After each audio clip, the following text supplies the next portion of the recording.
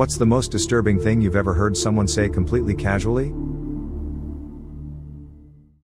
When I was 14, I was hanging out at my grandparents' house in the woods. My 15-year-old cousin and I decided we were bored and went walking through the woods. No trail, just screwing around and exploring. At one point we were pretty deep in the woods and we heard someone coming. So we went in the prone position, side by side, and looked for the noise. Turned out we were right next to a Forest Service road and there was this 20-something woman jogging it. I said she was hot and my cousin agreed. He then just casually asks, "Do you want to grape her?" I said, "What?" Ha ha, nervously hoping he was joking. And he said, very calmly, "I am serious, we could grape her." I said it was getting late and we needed to get back home before they got worried. I never really talked to him after that. Do you know what became of that cousin? No, that whole side of my family was very abusive. I ended up in foster care and then got emancipated at 16. I never really made an effort to reconnect with them. I have told this story before, but here is the horribleness once more. When I was around 16, I spent the afternoon with my younger cousin who had trouble reading. I spent a good amount of time with her and we got through the first chapter of a high school book that I was reading. Nothing insanely difficult, but certainly, more than she had ever read before. Eager to show off her newfound skills, she ran to her mother and father and proceeded to read the first paragraph. Her heartless bitch of a mother took the book out of her hands and gave it back to me and said, "Stop it, reading is for smart people." Wow, I hope your cousin is doing well in life right now. How awful. Not really.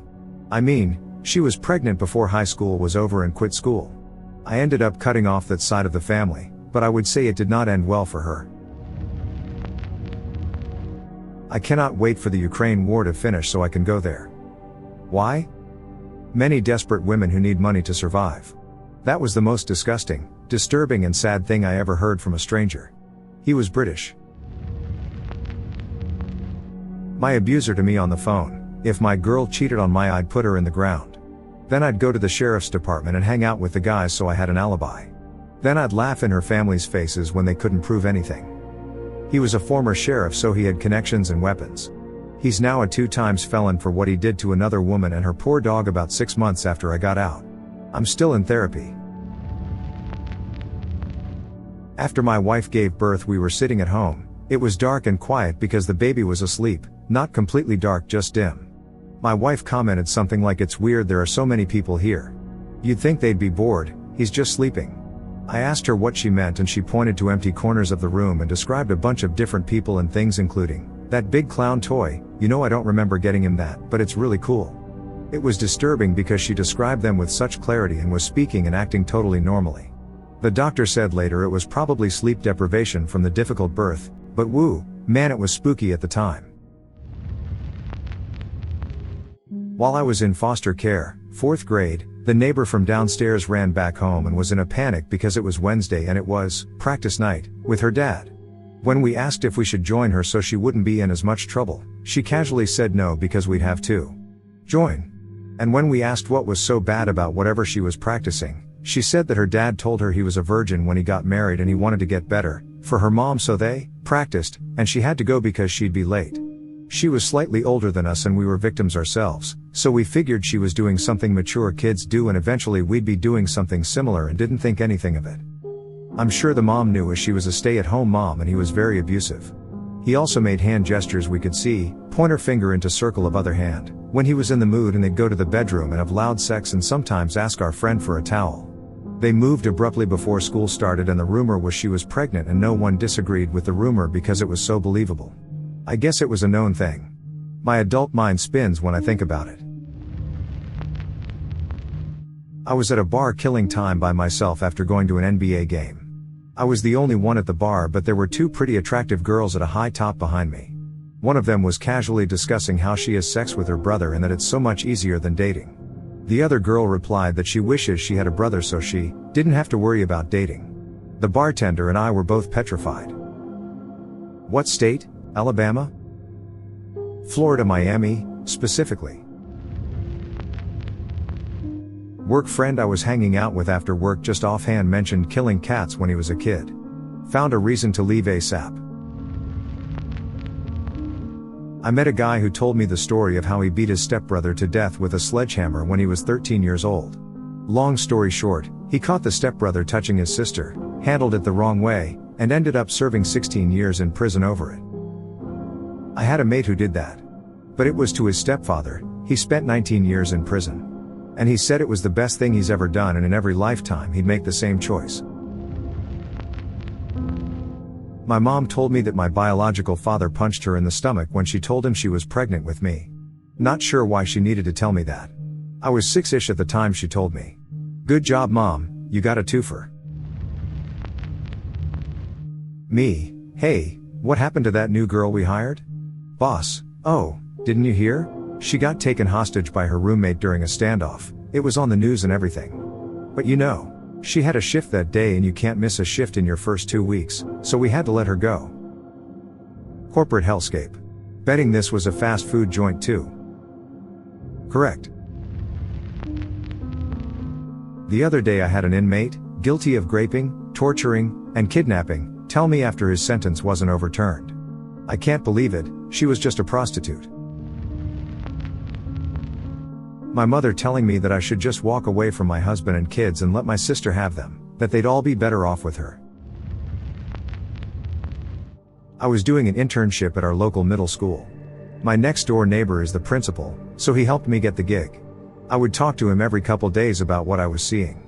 I was talking to him about one of the less than pleasant kids.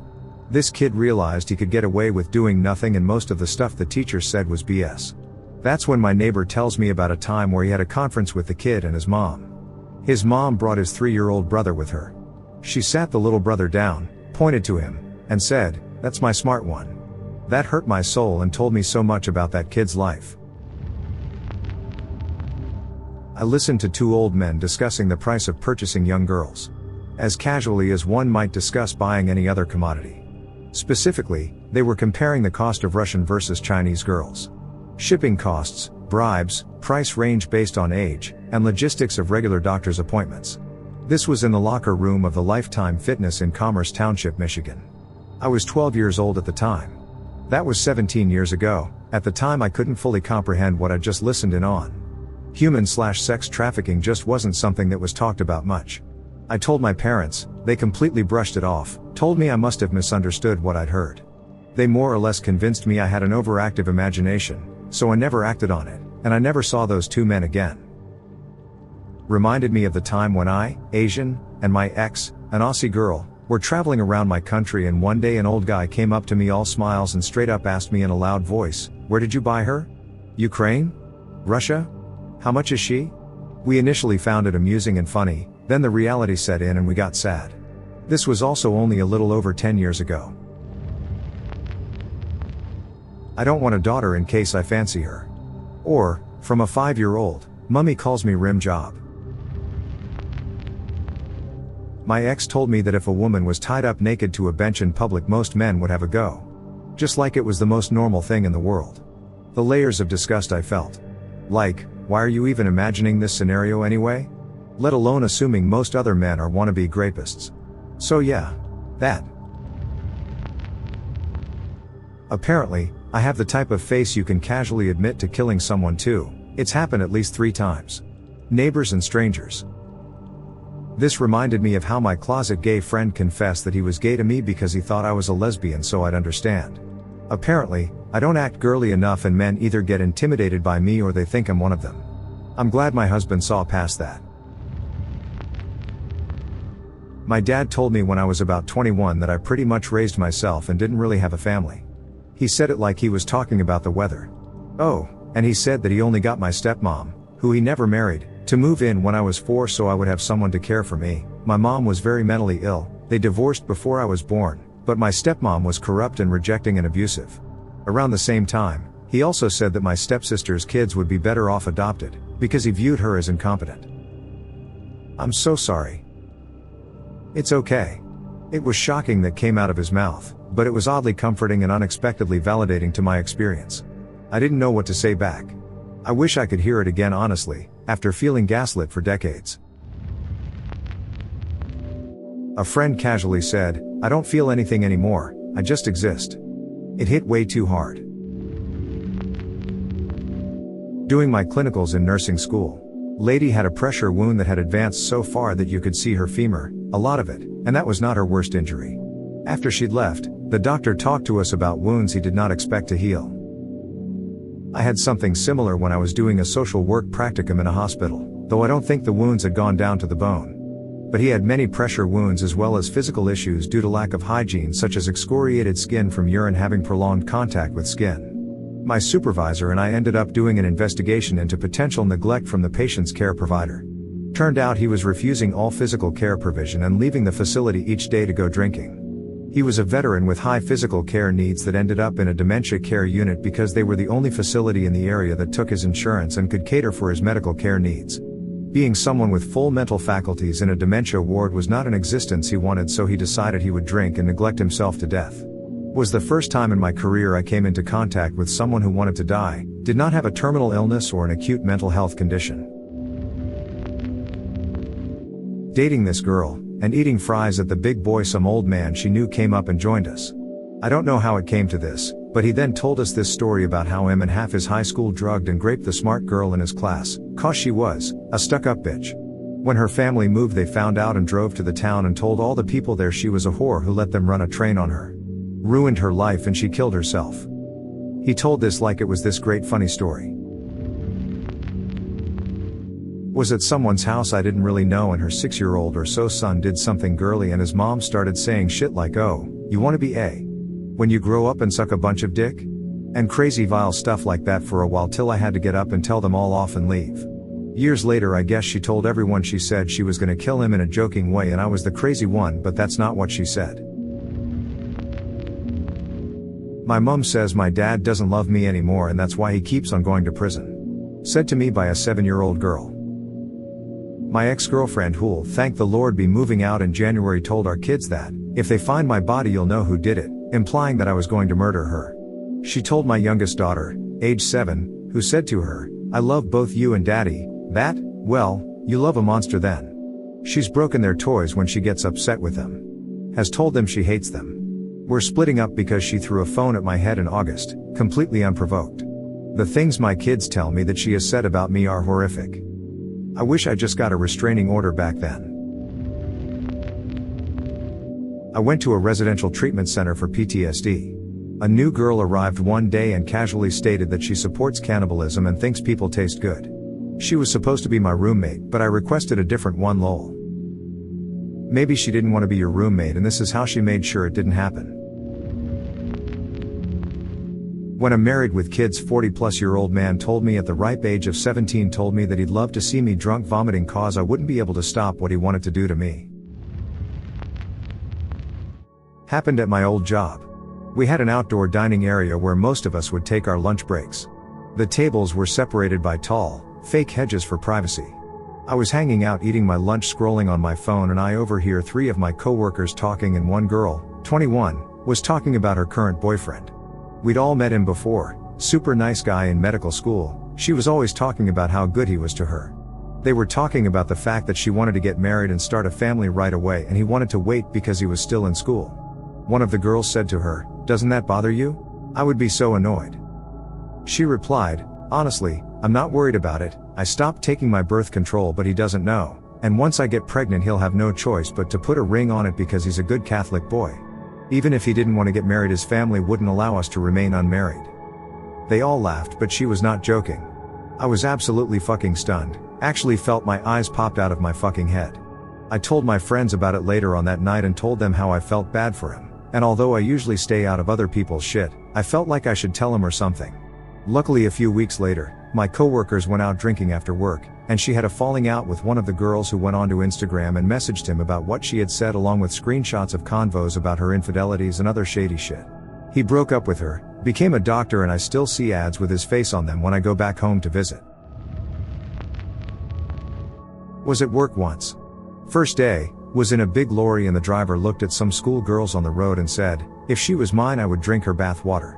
That was my first and last day at that job. Years ago I was at a family reunion and one of my uncles, who was drunk at the time, asked me if there's someone I'd like to disappear. Turns out he has a cousin from his mother's side who is a hitman. I had an experience similar to this. When going through training for corrections, One of my co-trainees said he had friends from the army who could help take care of people if needed. He washed out the last week of academy for insubordination. He's a sheriff's deputy now. Him, to me, a lady lawyer he was hoping to court. I love lawyers. Me, why?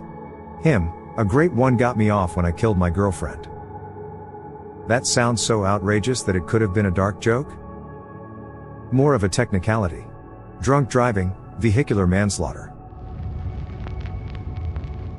I worked delivering food in memory care, Alzheimer's patients. Years ago, this old man grabbed my arm, looked me straight in the eyes and said, "It's like looking at photos of yourself from afar," then just went back to walking down the hall. Kinda freaked me out. Like he was lucid for a second, then just gone. Hope I don't go out that way. I have a kind of similar story. Did volunteer work with Alzheimer's patients as a teen. One of the ladies was completely nonverbal and had been that way for a long time. I was talking to her about gardening one day, it was her hobby before, and she's pointing to flower pictures in a magazine and whatnot. I told her I had some roses, her favorite, and I'd bring them next week. Then suddenly, she grabbed my arm hard and looked me in the eye and said, "I don't want to die." I left feeling, well, awful, and came back the next week with the flowers, but it turned out that she had died that morning, so I just left them for her family. I was the last person she ever said something to, not even her kids. I don't know how or why. Broke my fucking heart, and that's why I can't do stuff like that anymore. She was a really lovely lady for what little I got to know her. You weren't even that pregnant, and then proceeded to ask if we could still hook up after crying and telling him about the loss of our unborn child. I'm so sorry for your loss and his callousness. Thank you so much. We were running a seminar at my workplace to help Syrian refugees who wanted to find work in the UK. It was a seminar where we went over how to write a curriculum, job interview tips, etc. The guy running the seminar was giving them examples of questions they might be asked in an interview which might seem irrelevant, but which were designed to reveal something about the candidate's personality. Good idea, in theory, but he put his entire foot in his mouth when he said, one example of the type of question they might ask is, if you were in a burning building, what are the first 3 items you would rescue? One woman replying rather cheerfully, well, when my house was bombed, I rescued my wallet and my cat. I couldn't save my mother, because she was dead. I found it disturbing not because of the casual way she said it, but because it just revealed the complete chasm of experiences in that room. The things these people had experienced were absolutely horrific, and unimaginable to anyone running the seminar. I expect the guy got a bit of a telling off afterwards. One cousin said, "Call me when the funeral is happening," about my grandma who made sure everyone in the family was always taken care of and took care of her mom, sister, and her, while they were living in low-income housing and had no money. Us grandkids and even my grandma's kids had everything we ever needed and wanted. Grandma's daughter, not cousin's mother, said she doesn't want to come visit her because she always asks for help cleaning up or doing anything. Grandma is handicapped and disabled, and currently in the hospital with a compression fracture in her spine and confusion, so she does need help. I live with her and run the daily tasks and cleaning, but I'm currently also working full-time and in school full-time, so sometimes we need the help. Grandma is one of the best people in the world and so forgiving. She is about to be a great-great-grandma for the 5th time, 28 grand and great-grandchildren total, and all of them are insanely selfish. Grandma has been in the hospital for a week now and I've been there every day and night. My sister has been helpful and my mom has visited her twice but no one else. It's disgusting. Sorry for the rant, it's currently 4:30 a.m. where I am and I'm only up because Grandma called me crying and confused at 1 a.m. because she was scared in the hospital, so I'm just arriving back home and settling before I have to get up for work at 6:30. Needed to get my frustration out a bit.